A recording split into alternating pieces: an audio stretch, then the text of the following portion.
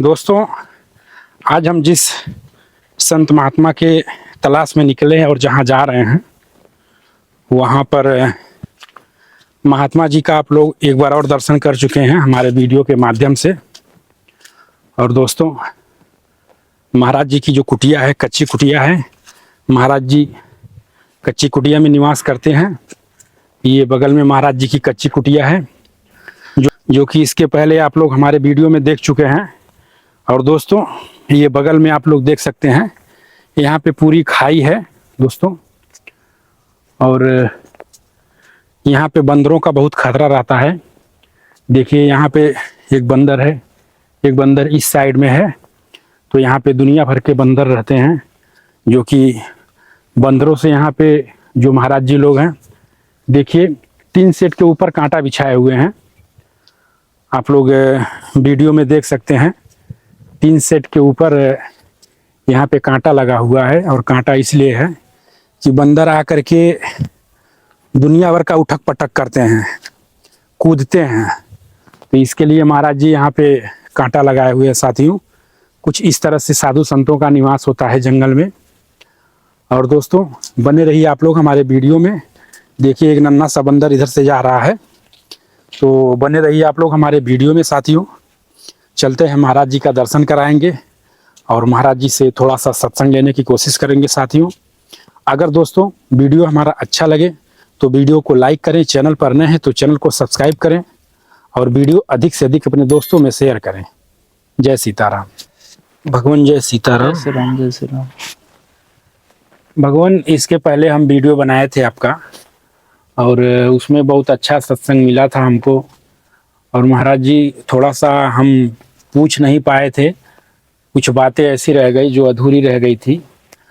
तो जैसे दिन में तो जो साधु संत रहते हैं यहाँ पे, दिन में चल जाता है, भगत लोग आते जाते रहते हैं, या आप लोग इधर उधर टहलने चले जाते हैं। रात कैसे यहाँ पे बीतता है भगवान? और जैसे दिन बीतता वैसे रात भी बीत जाता है।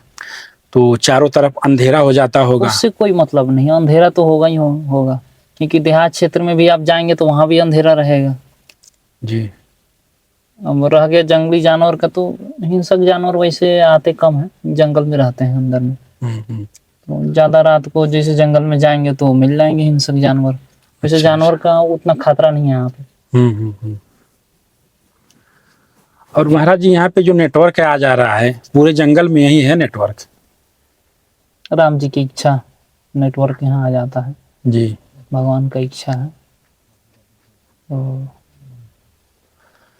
तो खाना दाना कैसे चलता है यहाँ पे? भोजन प्रसाद चल जाता है, कोई भगत लोग आ जाते हैं, कोई ना कोई दे जाता है दान दाता जी जी। तो उससे अपना खर्चा वगैरह चल जाता है जी। अब हनुमान जी हैं, राम जी हैं, देने वाले तो सब वही हैं। हम लोग तो एक निमित्त मात्र हैं, देने वाला परमात्मा ही है। जब तक कोई इच्छा नहीं जागृत करेंगे, किसी के मन में प्रेरणा नहीं करेंगे, तब तक कोई नहीं दे सकता है कि नहीं? क्योंकि धन तो सबके पास है, एक से एक अमीर हैं, पड़े हैं, लेकिन दान कोई कोई ही करता है, दान कोई बिरला ही करता है। जिस पर भगवत कृपा है, जिस पर भगवान की कृपा, वही दान कर सकता है, वही दान कर सकता है, दान कर सकता है। तो भगवान, साधु संत जैसे जंगल में रहते हैं और जो लोग तपस्या करते हैं और जो गृहस्थ में रह के तप करना चाहते हैं, तो कैसे कर सकते हैं वो? नियम क्या होना चाहिए? देखिए, अब तपस्या एक अलग चीज होता है। अच्छा। तपस्या तो कोई बिरला ही करता है। रह गया कि अब भजन करना चाहिए, चाहे शरीर जहाँ भी रहे, मन जहाँ भी रहे, परमात्मा का नाम ले।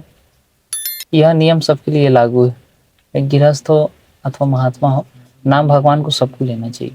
ये है कि साधु संत का काम ही वही है, भजन करना निरंतर, अष्टपहर 24 घंटा।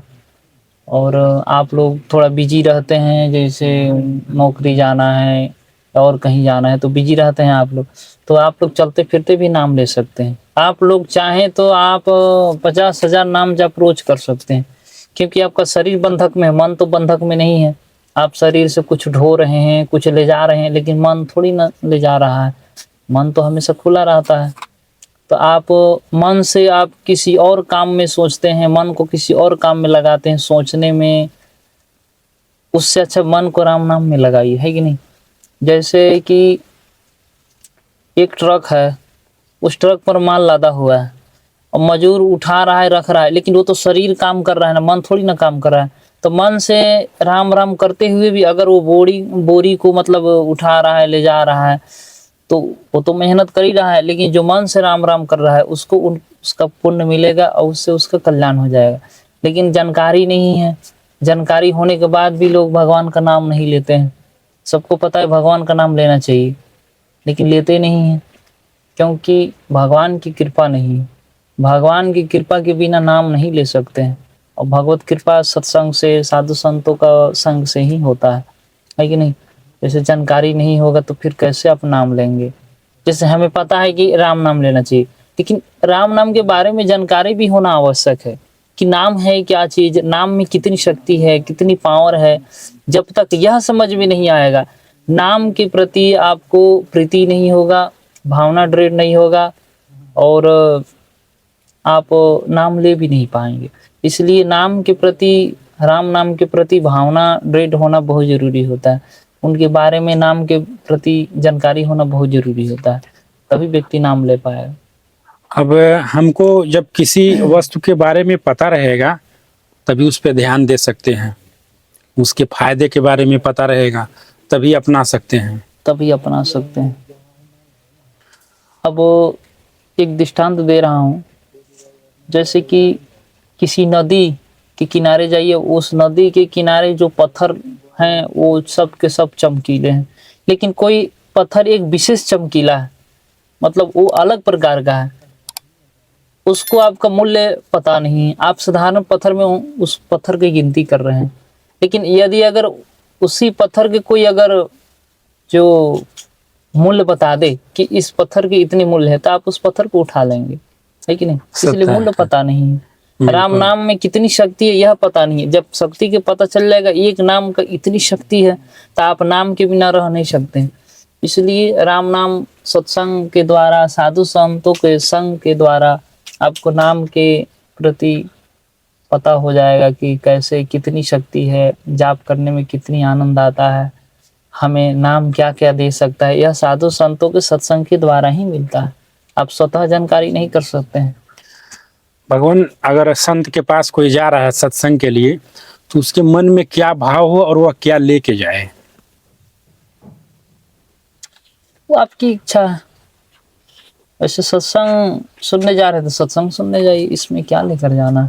अगर आपको कुछ इच्छा हो, कुछ लेकर जाना है, तो आपकी इच्छा है कि नहीं। कोई मांगता तो है नहीं। हम लोग देखिए किसी से मांगने नहीं जाते हैं, स्वतः कोई आ जाता है, दे देता है, वो स्वीकार कर लेते हैं।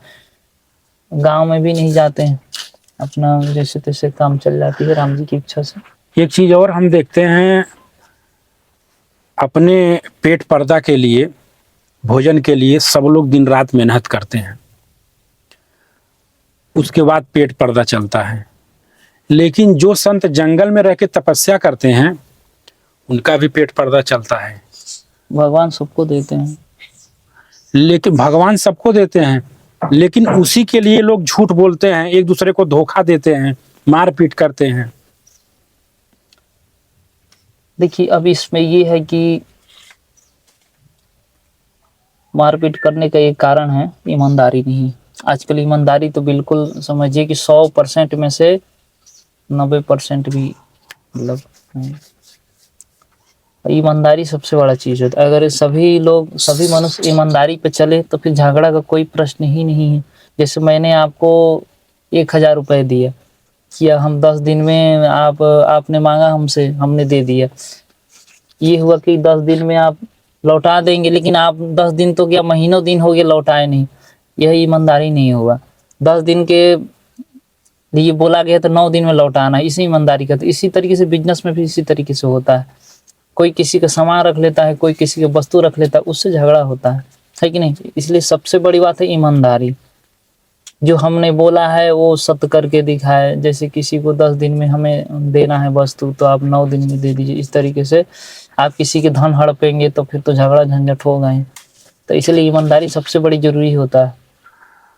महाराज जी, जैसे हम ये जानना चाह रहे थे, राम नाम जपने से क्या इस कलयुग में भी राम जी का दर्शन हो सकता है? हाँ हाँ, क्यों नहीं, चारों युग में भी हो सकता है। होता है, हो सकता नहीं, होता ही है। अब गोस्वामी जी को राम जी दर्शन दिए हैं, है कि नहीं? और कबीर जी सबसे बड़ी राम नाम के जापक कलयुग में कबीर जी हुए हैं, इनसे बड़ा कोई भी नहीं। उनके पास स्वतः अष्ट सिद्धि था, जन्मजात। ये अष्ट सिद्धि क्या होता है भगवान? ये 8 प्रकार की एक सिद्धि होती है, जो अभी कलयुग में तो सबको तो नहीं मिला। कबीर जी के पास था, गोरखनाथ जी के पास था। अच्छा अच्छा। तो ये सिद्धि अभी सतयुग में ही मिलता था, द्वापर त्रेता, अभी भी मिल सकता है, लेकिन उसके लिए उतना प्रयत्न करना पड़ेगा, जो कि प्रयत्न करना संभव नहीं है। पड़ेगा। उसका भी एक मर्यादा होता है, इतनी आप नाम जाप करेंगे तो आपको सिद्धि आएगा। पहले वाक सिद्धि आता है, फिर स्वप्न सिद्धि आएगी, फिर उसके बाद ये सिद्धियां आती है, ठीक है। तो आप उस जगह पर पहुंच नहीं पाते हैं, उतना नाम नहीं जप पाते हैं, उतना मंत्र नहीं जप पाते हैं, फिर आएगा कैसे? जब उतना कर्म हम करेंगे नहीं तो सीधी आएगी नहीं। फिर ये विश्वास हो जाता है कि भाई अब सीधी तो नहीं आ रहा है। अरे भाई, कर्म तो करो, उतना जाप तो करो, है कि नहीं? अगर हम कोई पूजा पाठ कर रहे हैं या कोई अनुष्ठान कर रहे हैं, नाम जप कर रहे हैं, तो अगर मन में ये आ जाता है कि इस जाप करने से पता नहीं दर्शन होगा कि नहीं होगा, भगवान ये भी पाप है जो मन में आ जाता है ये बात? नहीं, कोई बात नहीं, मन में कुछ भी ले आइए, कोई दिक्कत नहीं। अच्छा बस अच्छा। ये है कि जाप करना है, जाप नहीं छोड़ना है। जाप करना है। मन में कुछ भी ले आइए, उससे कोई फर्क नहीं। ये है, गलत चीजों का सोचना नहीं चाहिए, क्योंकि मन गलत चीज सोचेगा तो शरीर गलत चीज करने के मतलब उत्सुक हो जाता है। इसलिए मन में हमेशा अच्छा कर्म ही सोचना चाहिए, अच्छी चीज सोचनी चाहिए, है कि नहीं? गलत सोचेंगे तो गलत कर्म करेगा शरीर, क्योंकि शरीर मन के अधीन है। तो आपको कितना दिन हो गया तपस्या करते हुए? लगभग हो गया, राम जी की इच्छा से 10-12 वर्ष तो हो ही गए होंगे। 10-12 वर्ष। महाराज जी, यहाँ पे आप अकेले रहते हैं तो यहाँ पे जंगली जानवर नहीं आते हैं? जंगली जानवर, अब हिंसक जानवर है, जंगल में रहता है। अच्छा अच्छा। आता भी है तो अपने को कोई फर्क हाँ, नहीं पड़ता, इधर नहीं कभी आया है। भी नहीं, और अपने डरते भी नहीं जानवर से, क्योंकि सब में राम जी हैं। जी जो जी। करने वाले सो राम जी हैं, तो क्यों डरना है? अगर वो जानवर हिंसक हमला भी कर रहा है तो ये राम जी की इच्छा है। अब तक तो हमला नहीं किया है, अच्छा अच्छा। मतलब भगवान के भरोसे से जंगल में आए हैं, तो फिर जीव जंतुओं से क्या डरना है? ये तो सब उनके अधीन है कि नहीं? आप जितना भी सुरक्षा में रहेंगे, यदि सर्प को काटना होगा तो उस जगह पर जाकर काट लेगा। जितना भी आप सुरक्षा रखिए, अगर नहीं काटना होगा तो भयंकर जंगल में भी, वन में भी रहेंगे तो भी नहीं काटेगा। ये सब प्रभु की इच्छा है। जब भगवान की इच्छा है तो फिर अपने को क्या डरना है? एक दिन तो मरना ही है, आज नहीं तो कल मरना है, तो फिर डरना क्यों है? क्यों डरना है? यदि अगर जैसे फौज है, अगर उसको मरने का डर होगा तो क्यों फौजी बनेगा? इसी तरीके से है राम जी की इच्छा से। महाराज जी, आपके पास समय भी नहीं है और इतना समय दिए इसके लिए आपको बहुत बहुत धन्यवाद। दोस्तों, पिछली बार आप लोगों ने महाराज जी का वीडियो देखा था और कुछ प्रश्न भी किए थे आप लोग, जो कि महाराज जी से हम कुछ प्रश्न पूछे भी हैं और महाराज जी के पास समय की कमी है, इसलिए अब महाराज जी सभी दर्शकों की तरफ से आपके चरणों में कोटि कोटि प्रणाम। और दोस्तों, इसी के साथ अपने वीडियो को यहीं पे समाप्त करते हैं। मिलते हैं फिर किसी नए वीडियो में, तब तक के लिए सबको जय सीताराम।